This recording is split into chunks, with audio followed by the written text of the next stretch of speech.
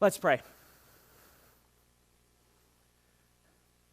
Mighty King, we thank you for this morning. We thank you for the time that we can come and worship you and give you the praise and honor and glory that you deserve.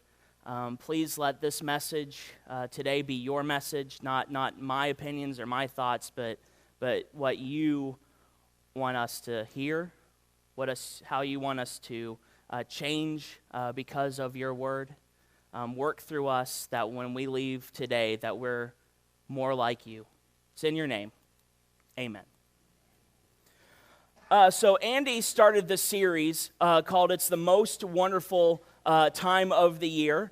And what we're seeing here actually is that it's not the most wonderful time of the year. He gave us a couple statistics, a couple things that people deal with through the course of December. So we see that more people are depressed in December because some of them have to deal with grief due to loss. Sometimes we compare our feelings to others. Maybe, your neighbor across, you're not having like a joyous season, and the neighbor across the street has all the inflatables up, and they're just super cheery, and you feel like, oh, I guess I have to be cheery. Then there's busyness. Just overall, like you're, just going from place to place, event to event, party to party, store to store, just all over the place. There's just busyness. And then financial burdens.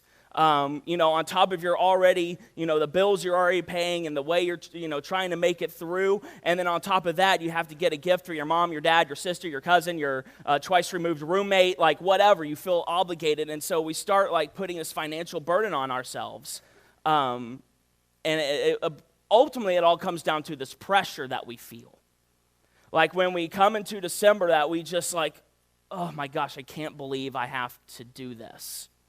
There's a lot of pressure that takes place. We actually talk about how January is the number one month where more people file for divorces because of how crazy December is. It's nuts. It's absolutely nuts. And when I look at that list, when I look at all the things that apply to the pressure of the holidays, I can't help but think that somewhere along the way, we lost focus. Somewhere along the way, we got distracted. The Middle Ages is a time where a lot of creativity was being shown, and they were coming up with creative art, all this stuff. And one of the things that came up with that was super creative was styles of execution. And they were coming up with creative ways on how to do capital punishment and all these wonderful things. And one of the styles that was developed was they would take a person and they would tie a horse to each individual limb. So a horse for the arms, or a horse for one arm, a horse for the other, a horse for the leg, horse for the other leg. And then when the person gave the signal, all four horses would take off in four different directions. I'll leave the rest up to your imagination. That's right. Yes. Spoilers. It kills them. Ruined the ending. Thank you, guys. We're going to have an invitation.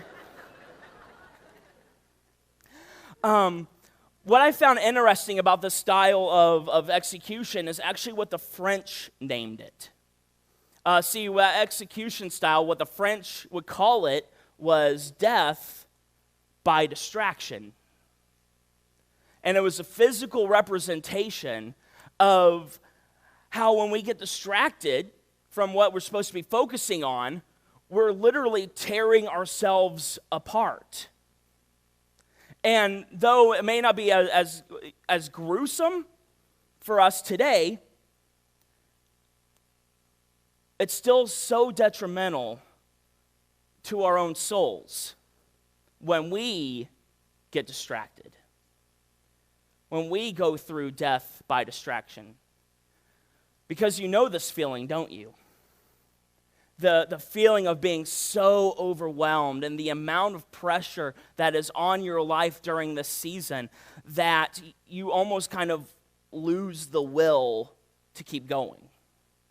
And you just kind of become a shell as you go from thing to thing to thing to thing.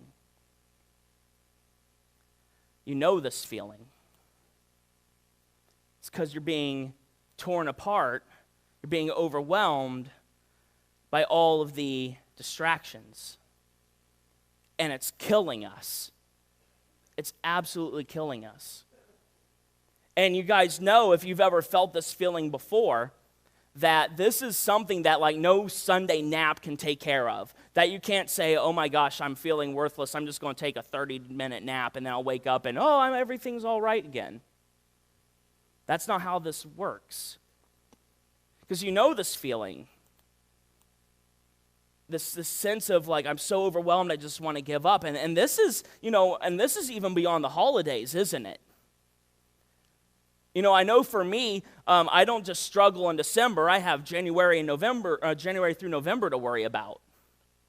There's already everyday things we have to deal with on top of adding the holidays to it. That no nap, no amount of sleep can fix this. A Sunday afternoon nap isn't going to fix your financial issues. A Sunday afternoon nap isn't going to put your family back together. We need real help.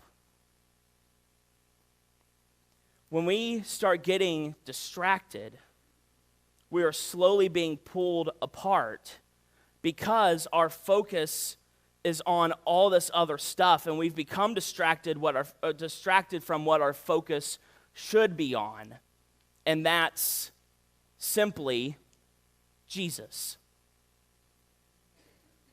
A friend of mine would actually, he would probably go, he said it, because this is actually the name of our sermon today, is simply Jesus, and he liked to do this whole thing, like if you say the title of something, like watching a movie with him is entertaining, because if they say the title of the movie, he's just like, Anyway, side note, I can't help but think of him when I say that.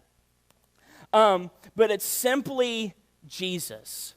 And I say that saying that Jesus is the person who helps you, who's the only one who can get you out of that pit of overwhelmedness. Jesus is the answer.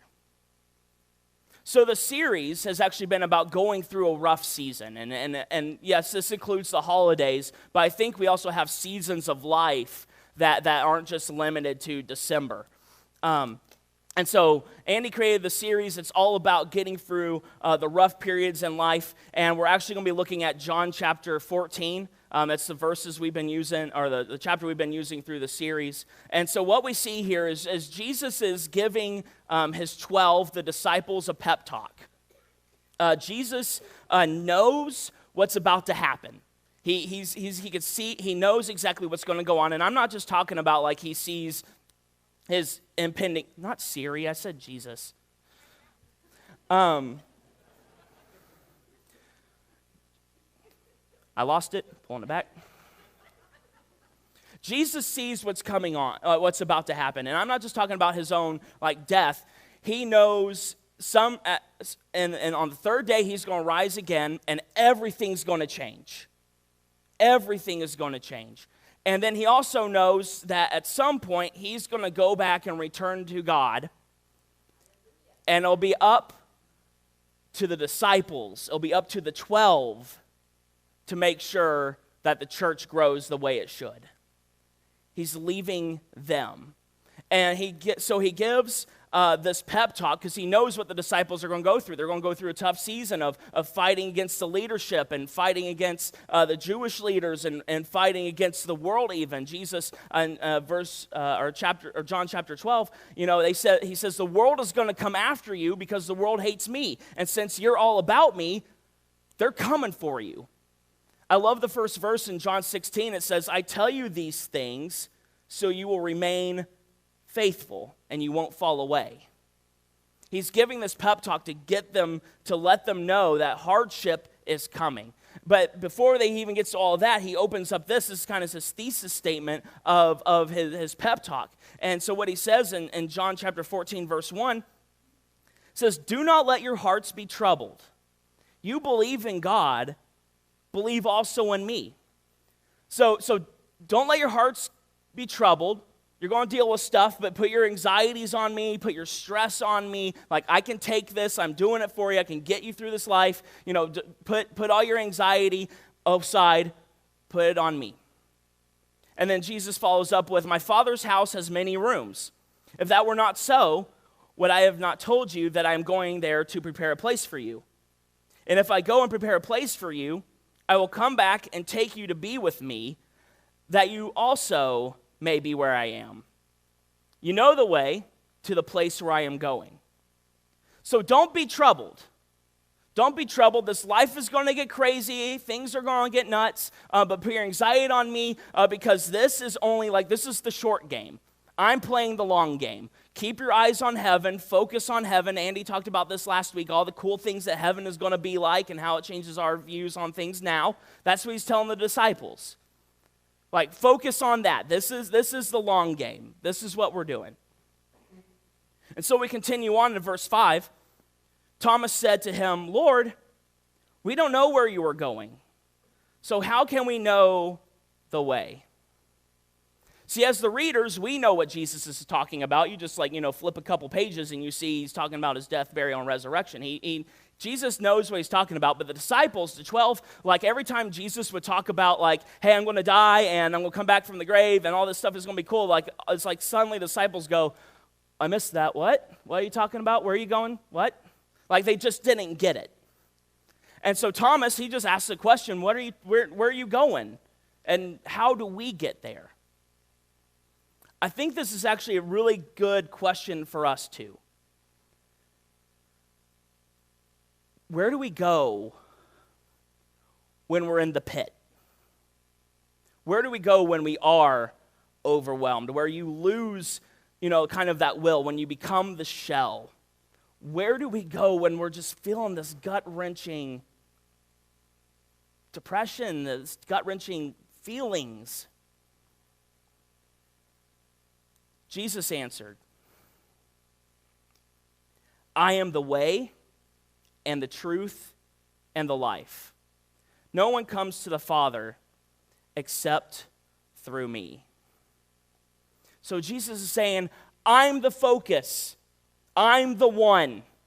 Put it all on me. I am the guy. I am the dude. I am, all of life points to me. It's me. I am the focus. And I admit, this verse, it took me a little bit to get my mind around because in full context, this is clearly Jesus talking about going to heaven itself. This is what he's saying. Jesus isn't just saying I am a way, I am an option, there's other routes. He's saying, no, I am the way. I'm not just a truth. I'm not just another philosophy. I am the truth. I'm not just an option for life. I am the life. I am the direction to God. This is what Jesus is saying. But I really think that the principle is still true, that Jesus is saying it's all on me. I am the focus. I get you through this thing called life. The author of Hebrews actually references this too. Hebrews chapter 12, verses 1 through 2 says, therefore, since we are surrounded by a great cloud of witnesses, let us throw off everything that hinders and the sin that so easily entangles. And let us run with perseverance the race marked out for us, fixing our eyes on Jesus, the pioneer and perfecter of faith. For the joy set before him, he endured the cross, scorning its shame, and he sat down at the right hand of God. Fix your eyes on Jesus.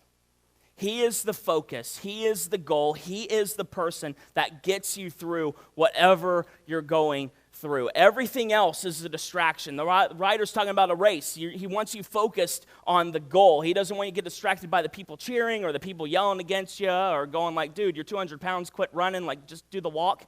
He's saying focus here. It's on Jesus. And I think the reason why we get so distracted when we go through life's rough times, rough seasons, and through the holidays, the reason we get so distracted is because we are pulled in so many directions, and in our process of thinking, we end up not focusing on the life source.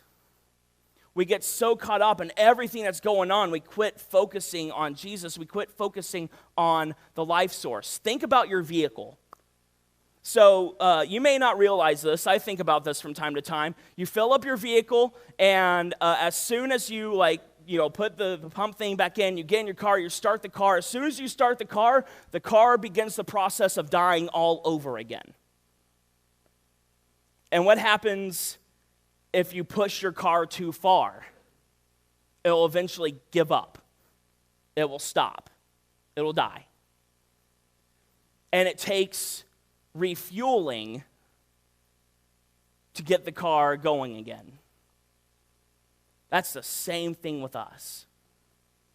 Is we'll come in and we'll refuel with Jesus, and then these distractions come in, and what it's doing is it's putting up these walls that are keeping you from being able to focus on Jesus, and so more and more and more you lose sight of the life source and you're not getting fueled.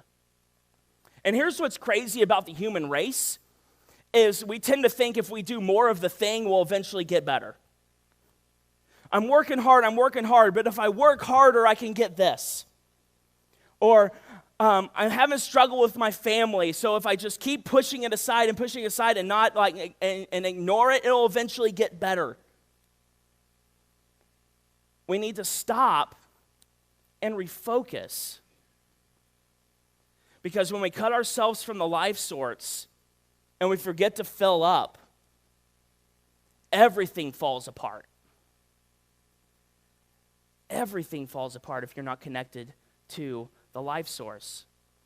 So let me be very clear. When I say simply Jesus, I'm not talking about a Band-Aid. I'm not talking about a Band-Aid. When I say simply Jesus, I mean something bigger.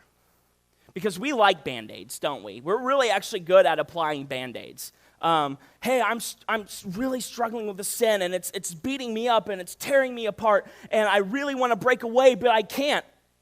Well, maybe you should just pray more. Off you go. My family is falling apart. I don't know if I can save my marriage. I don't know if I can do this. Well, maybe if you just had more faith. I'm struggling financially. I don't know if I'm going to be able to pay the bills. I don't know if I'm going to have a job in the week. I'm not sure what in the world is going on. Oh, just pray about it. You'll be fine. Jesus is not a Band-Aid. Jesus is not about the shallow responses. Jesus isn't about just you kind of cover it and you move along. Jesus isn't a Band-Aid. He's not ibuprofen. You don't take 2 Jesuses and call them in the morning. That's not who Jesus is. Jesus is a surgeon. And if you actually want to refocus and you want to get better, you got to let Jesus come in and start hacking away to fix the issues. He's not a Band-Aid. He's a surgeon. So when I say simply Jesus, I don't mean you just put a Band-Aid on it. What I mean by simply Jesus is simply Jesus is the solution. So what I want to do today is I want to give you a couple ideas that would help allow you to refocus on Jesus in the rough times. These are good for the holidays, but even beyond, what do you do daily to refocus? The first thing I want to say is to choose Jesus. Choose Jesus every day with every part of your being, with every part of your life. Jesus answered, I am the way and the truth and the life. No one comes to the Father except through me. How would your life change if this verse was actually true? How would your life change if you truly believed that this verse was true? If Jesus is the way, if he is the truth, he is the life, what does that mean for you? What does it mean for me? We all have different struggles and different things that we're worried about. But what if Jesus actually entered into every one of those things? Maybe it's your family. Maybe it's being a better dad or being a better mom or being a better son or daughter or a spouse or even the struggles with your past or your own insecurities. What would it mean if Jesus actually was the way, the truth, and the life in those things? Because the other thing we like to do is compartmentalize. We like to say, yes, I follow Jesus. I'm really good with our money. I give. I do all this stuff. I'm really good as a parent, but I don't at work. Like, I believe in Jesus, I can follow him here, but I don't follow him here. Or it's, hey, I am a good Christian, and I love Jesus, and I'll follow him, but I don't let him touch my insecurities. What would your life look like if you actually let Jesus be the way, the truth, and the life? What it takes is you actually choosing it. I don't want Jesus dealing with my insecurities because that means I have to actually face my insecurities if I choose Jesus. If you want to be a better family member, you have to choose Jesus to be in your family. If you want to be a better employee, you have to choose Jesus to actually be at your work. Yes, even if it's McDonald's. You have to choose Jesus in every aspect. That's what helps you refocus, is if you actually put him out front in every part. The second thing I think you should do is actually evaluate your intentions. Because let's be real, we like to justify our distractions, don't we? We like to justify our distractions. I need to work more and longer so we can pay bills. I want to know that I want my extended family to know that they're loved, so I'm going to buy them all gifts too. I need to cheer up my spouse who just lost a family member. I want to do stuff for Jesus because I love him. Like, these are all good, but there are better things. These are all good, but we can use them as distraction for something better. I can't help but think of the story of Mary and Martha when Jesus comes over for lunch. And we're going to go through that real quick. Luke chapter 10, verse 38 starts with, as Jesus and his disciples were on their way, he came to a village where a woman named Martha opened her home to him. She had a sister called Mary who sat at the Lord's feet listening to what he said. But Martha was distracted by all the preparations that had to be made. She came to him and asked, Lord, don't you care that my sister has left me to do all the work by myself? Tell her to help me. Martha, Martha, whoa, Jesus answered, you are worried and upset about many things, but only few things are needed, or indeed only one. Mary has chosen what is better, and it will not be taken away from her. I think Martha, we put a lot of bad stuff on Martha. Like, she gets a bad rap, I think, in this story. Because for the Middle East culture, hospitality was the thing. Like, she was just being hospitable. It was a good thing. When a guest comes over, you make sure they're fed. They make sure, like, they're all comfortable. Like, that was what they did. And Martha was doing what she did. But also the added pressure, because it's not just, Cousin Vinny coming over. It's Jesus. Jesus is coming. So I can actually think of what Martha's going through. Like, Jesus is coming. We need to do this, and we need to do this, and we need to make this. And we got to make sure he's comfortable and he's doing. And Mary, Mary, what are you doing? And she gets frustrated because she's trying to do what's good, right? Being hospitable is good. And Jesus whoa, Martha, whoa, it's all right. It's cool. I know what you're doing is good, but, you don't have to do all of this. Maybe little. We're not an Italian family. You don't have to have 20 plates. Maybe one is fine. Just chill out. Because, what you're doing is good, but what Mary is doing is better. We need to evaluate our intentions. We need to not justify our distractions. It's good to show people you care by buying them stuff, but not by going in debt when paying the bills is better.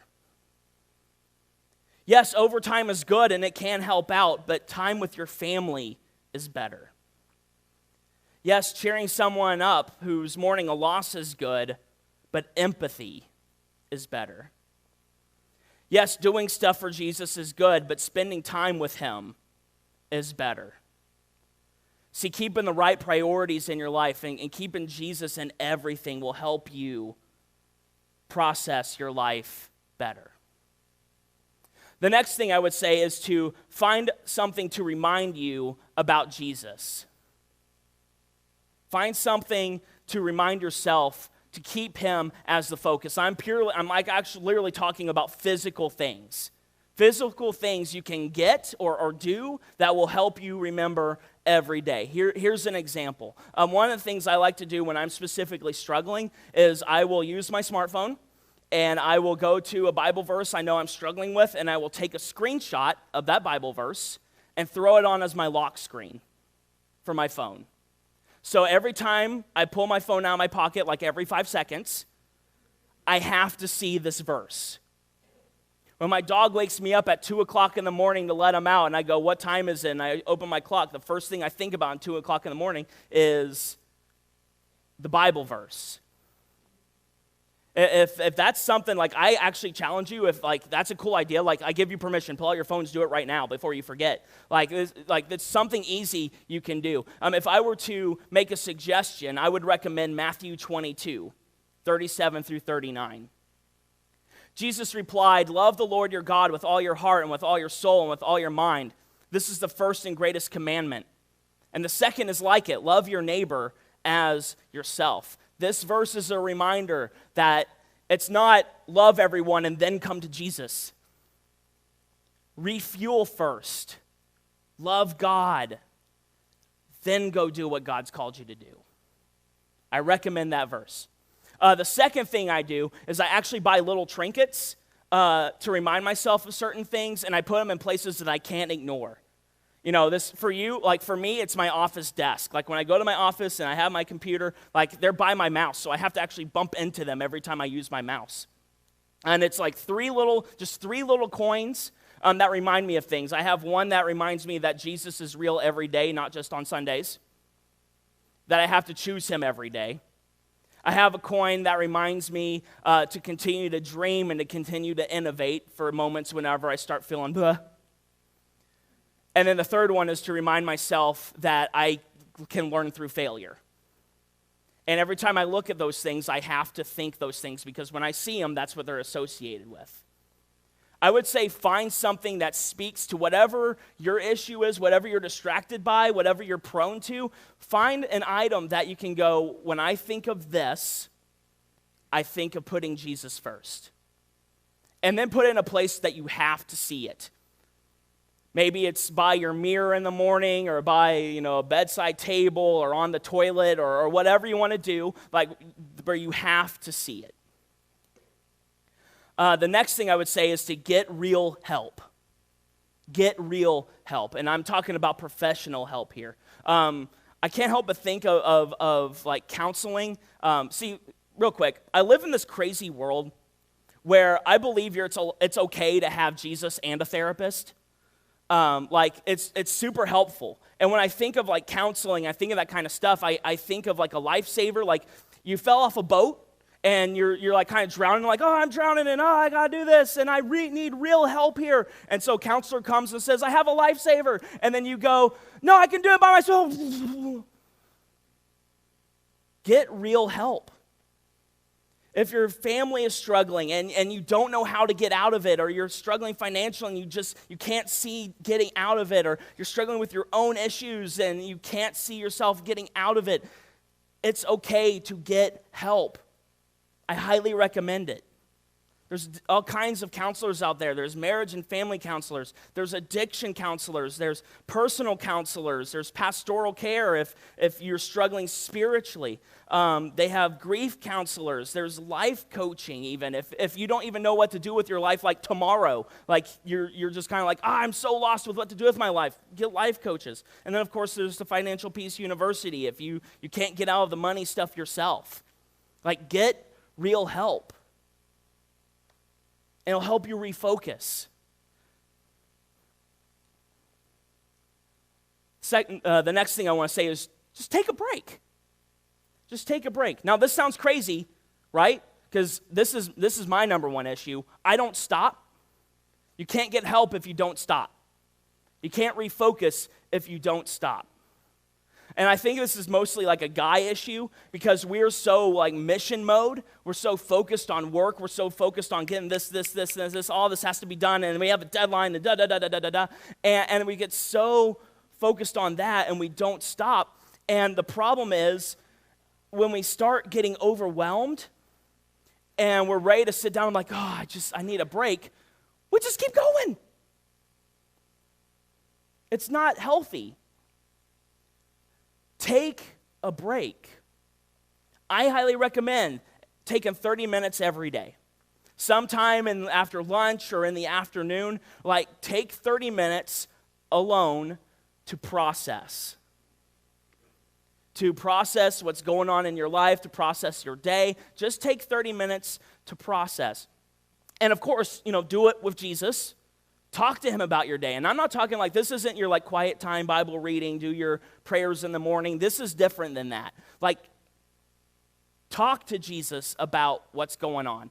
Jesus, I'm processing this. Jesus, I'm working on this. I have this coming up. What can I do to do this? Okay, I can think through this and this and this. And kind of use like Jesus as your whiteboard. It's perfectly fine.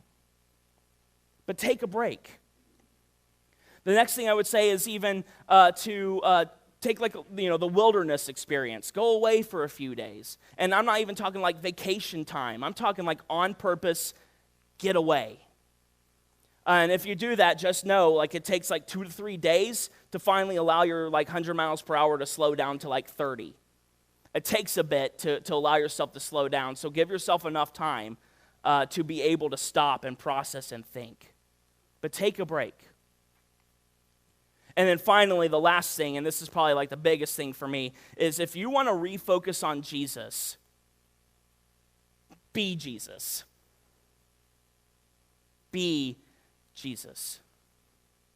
It's the best way to refocus. See, the world needs a hero. The world needs hope. There's a reason why there's a comic book movie coming out like once a month. It's because the world is desperate for hope. And we have that. We have that hope. But we need to live like we have that hope. We need to live without the distractions. Because here's the thing. If we live like this list, if this is the list we live by, and the world looks and says, I need a hero, I need hope, I need a break away from distractions, I'm coming to the church, and they're offering the same crap I'm dealing with.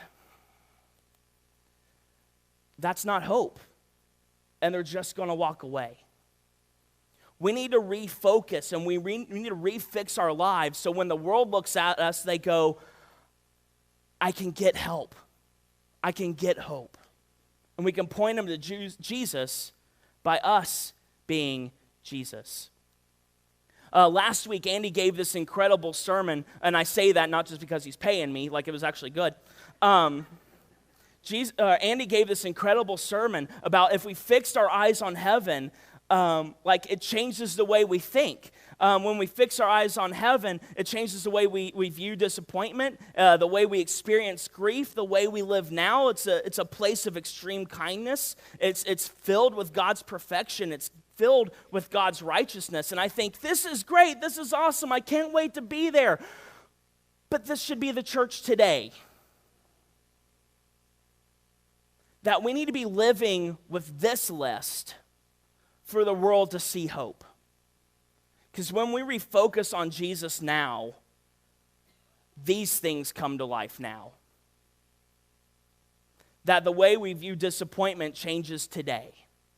The way we experience grief changes today. The way we live now changes today. The church should be a place of extreme kindness, that when someone comes in and says, I'm struggling, we give them a hug and says, me too, let's do life together. Let's focus on Jesus. No, with this, church isn't perfect, we're not perfect, but we certainly can aim to it. Jesus set a high standard, Paul set a high standard. We can strive for it still. And then, yes, the church can be a place filled with God's righteousness. Righteousness is being made right in a right relationship with God. And that's what the world needs, is a right relationship with God. If we're going to refocus, we need to be this list, not the other one. And when we're this list, we're being Jesus to those who don't have him. Refocus. So what?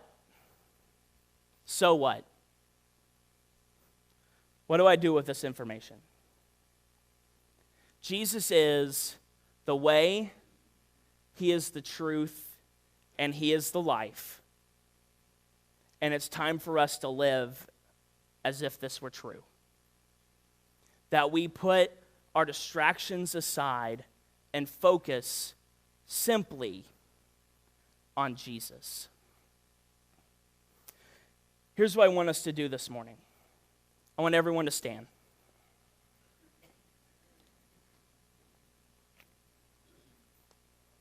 What's going to happen is I'm going to pray. The band is going to play a song. I'm going to move over there because that's what Andy does. But here's what I want you to do through this song. Every one of us has a person we look to. There's someone here in the church, maybe even this service. If you look around, you see the person that when you're having a bad time, you're going through a rough time, and you need encouragement, you need help with family, or need help with your spiritual life, or you need help with your work or finances or whatever. There's someone in here that you look to and you go, I need to go to this person.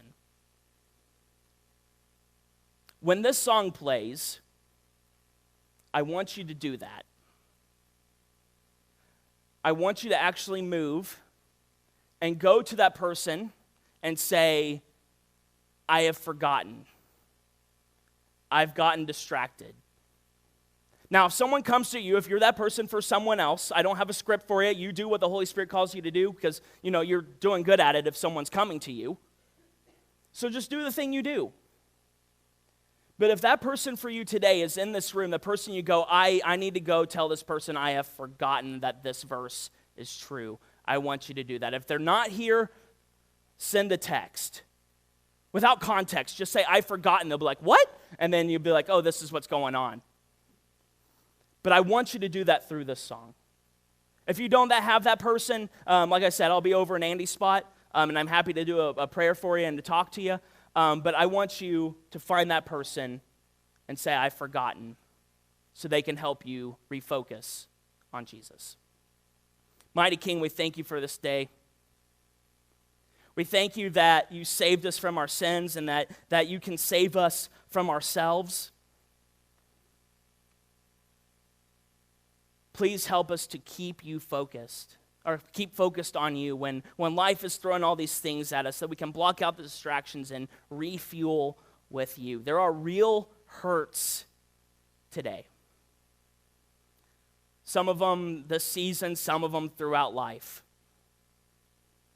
I ask that you heal those hurts by using your Spirit to help these people find help and to focus on you. It's in your name. Amen.